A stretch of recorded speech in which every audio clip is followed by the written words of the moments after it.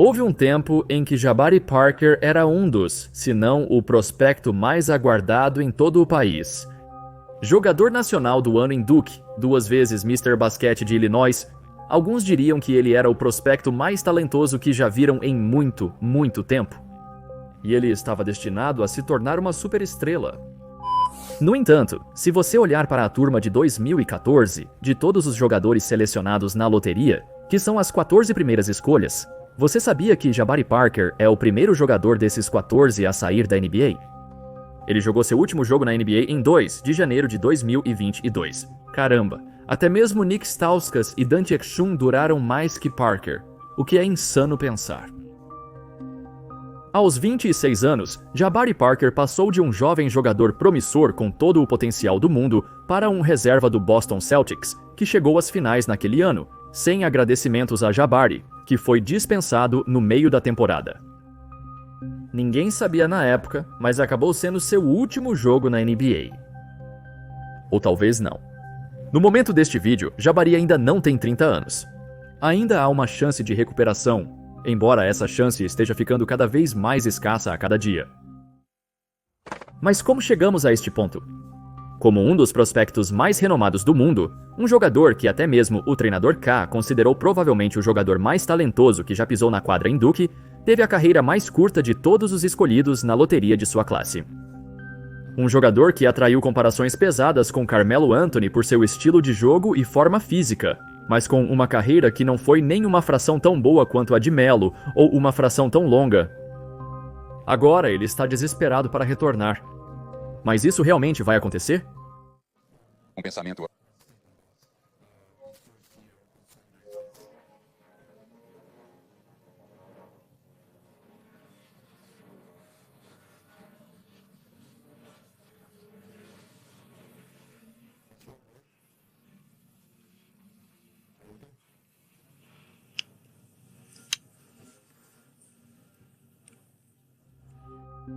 Vamos dar uma olhada em como Jabari Parker falhou na NBA? E o que o fez se tornar completamente inútil tão rapidamente.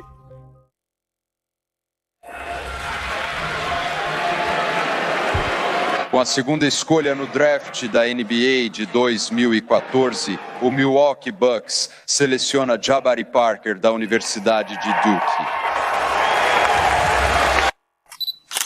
Escolhido em segundo lugar na icônica classe de 2014, uma classe que foi considerada uma corrida entre dois homens, Jabari Parker e Andrew Wiggins. Embora as carreiras de ambos tenham começado um pouco instáveis e nenhum deles tenha atingido seu potencial máximo, Wiggins ainda conseguiu uma fantástica carreira longa e encontrou seu nicho na liga. Parker, por outro lado, experimentou exatamente o oposto. Quando ele se juntou ao Milwaukee Bucks, ele foi preparado para falhar. Então eles estavam em meio a um período de transição. Eles rapidamente se moveram a partir do experimento Monte Ellis-Brandon Jennings, que todos nós sabíamos que era um fracasso completo antes mesmo de começar.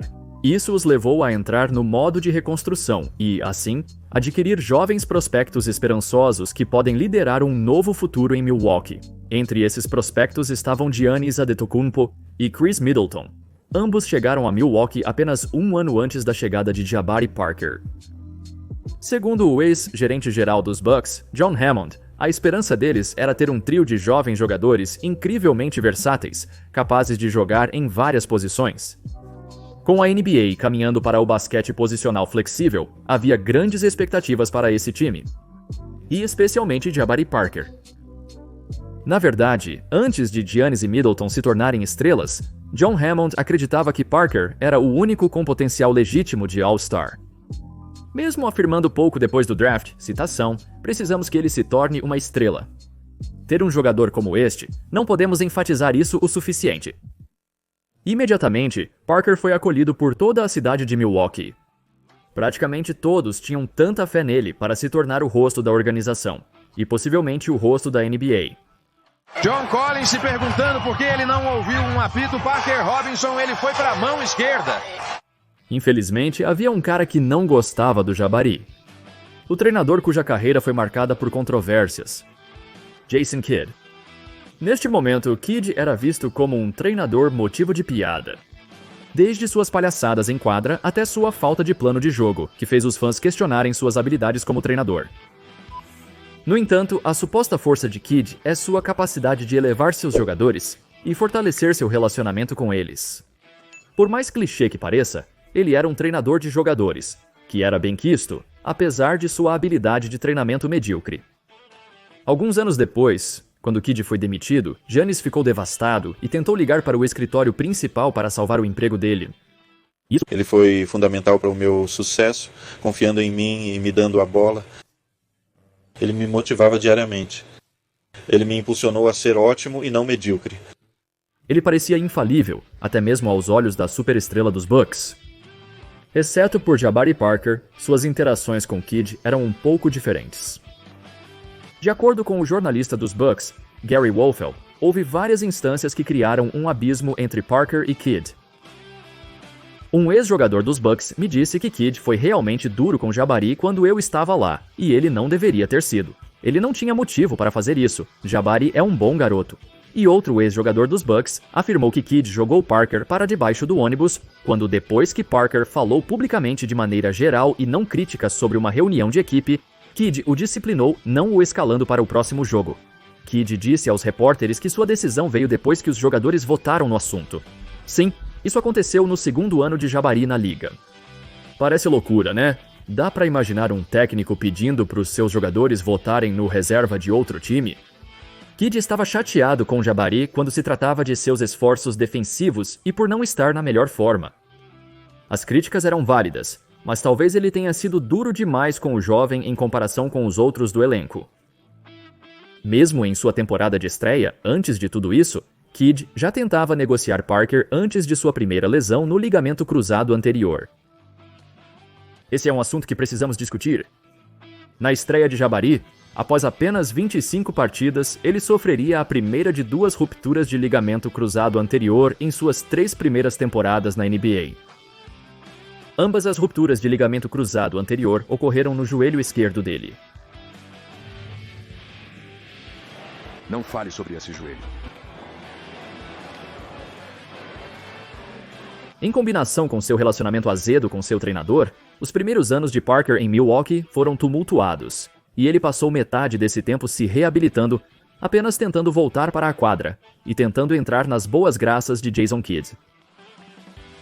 Apesar de tudo, em sua terceira temporada, ele ainda obteve uma média de mais de 20 pontos por jogo, com boas porcentagens de arremesso, se tornando uma legítima segunda opção ofensiva atrás de Giannis. Eles foram vistos como o futuro de Milwaukee, e parecia que ambos só poderiam melhorar a partir daqui. E enquanto Giannis fazia avanços tremendos a cada temporada, alcançando o escalão superior do estrelato da NBA, infelizmente, Jabari viu sua temporada ser interrompida novamente com outra lesão no ligamento cruzado anterior. Alguns citaram seu excesso de peso como a principal causa disso. E jogando de forma a pressionar muito os joelhos. Desta vez, porém, seus esforços para se recuperar e voltar à quadra estavam cheios de obstáculos, e quando ele finalmente voltou, Jason Kidd queria que ele viesse do banco. Enquanto os Bucks progrediam sem ele, Parker se concentrava em sua recuperação, não conseguindo acompanhar a preparação da equipe para os playoffs. Após uma recuperação muito longa de seu segundo rompimento do ligamento cruzado anterior, o papel de Parker na equipe diminuiu tanto que a organização não via mais lugar para ele. E assim, no verão de 2018, eles retiraram sua oferta qualificatória, permitindo que ele assinasse com uma nova equipe, o Chicago Bulls. Então, antes de entrarmos no resto de sua carreira, nesta fase, havia opiniões divididas sobre Jabari Parker. Os otimistas acreditavam que as lesões atrasaram seu desenvolvimento, mas ele ainda é talentoso o suficiente para ser titular. Suas dificuldades não se deviam à falta de talento, mas a um treinamento ruim e lesões. Os pessimistas, no entanto, acreditavam que, mesmo saudável, Jabari tinha tantos defeitos em seu jogo, particularmente na defesa. Ele não apenas tinha, possivelmente, a velocidade de pé mais lenta da liga, mas também demonstrava uma total falta de esforço. Ele é limitado fisicamente e mentalmente não se dedica o bastante para jogar na defesa, além de não ter o talento ou instinto para se sobressair nessa parte da quadra.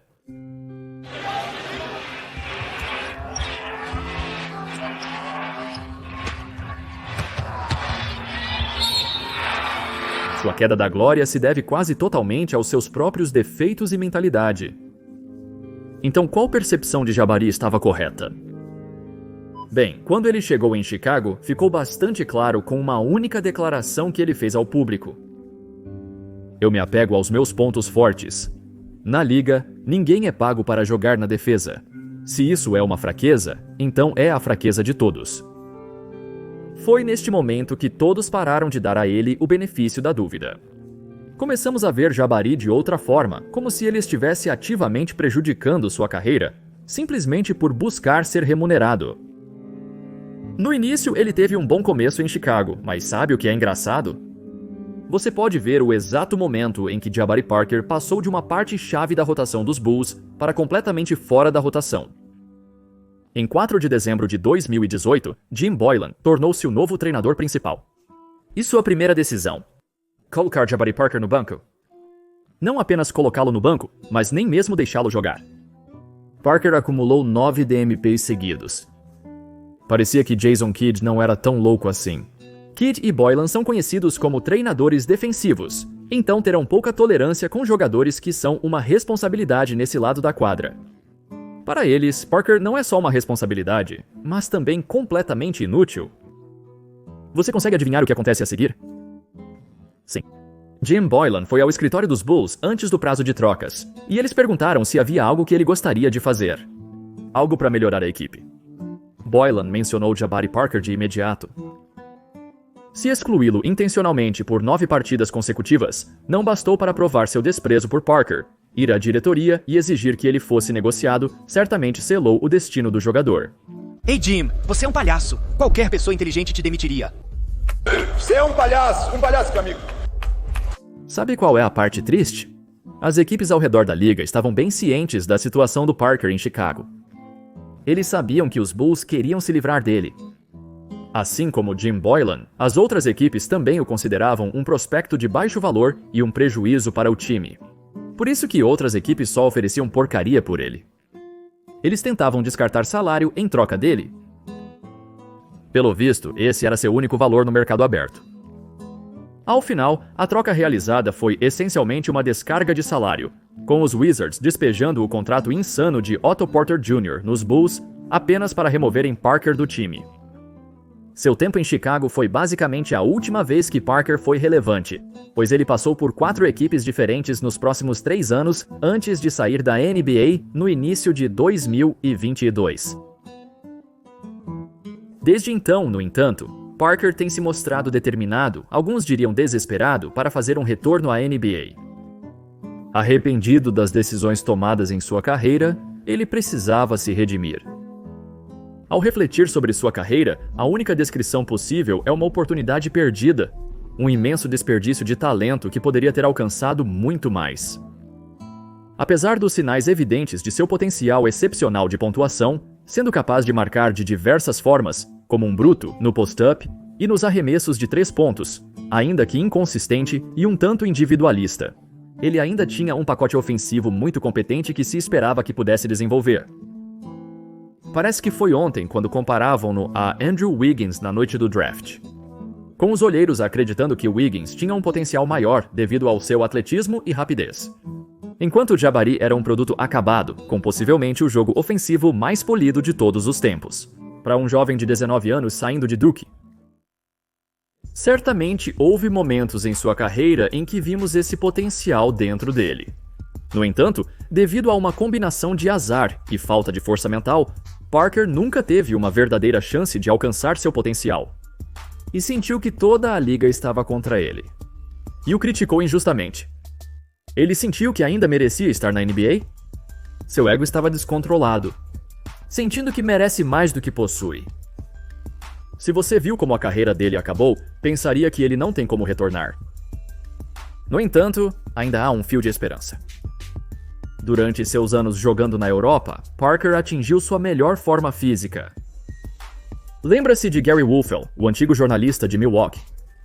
Ele tem sido acompanhado por olheiros da NBA durante seu tempo em Barcelona, que o observam de perto. Wolfell disse que, segundo oficiais da NBA que viram Parker jogar na última temporada, ele pode estar na melhor forma de sua carreira. Parker, que jogou com cerca de 255 libras pelos Bucks, agora está com cerca de 230 libras. 29 anos, considerou seriamente voltar aos Bucks no último verão, antes de assinar com o Barcelona. Ele já se reuniu com várias equipes da NBA, mas a maioria não tem espaço para lhe dar o dinheiro desejado. Ele ainda aguarda um contrato concreto para retornar à NBA. O tempo dele pode estar chegando em breve. Ainda há uma chance de reavivar sua reputação. Ele não quer ser considerado a perspectiva mais decepcionante da turma de 2014. Porque agora, a partir deste vídeo, ele é. Ninguém decepcionou mais do que Jabari Parker. Obrigado por assistirem. O que acham de Jabari Parker? Você acredita que ele retornará à NBA e terá uma segunda oportunidade? Quando você acha que isso vai acontecer? Comente sua opinião. Espero que tenham curtido o vídeo. Como sempre, até a próxima. Paz.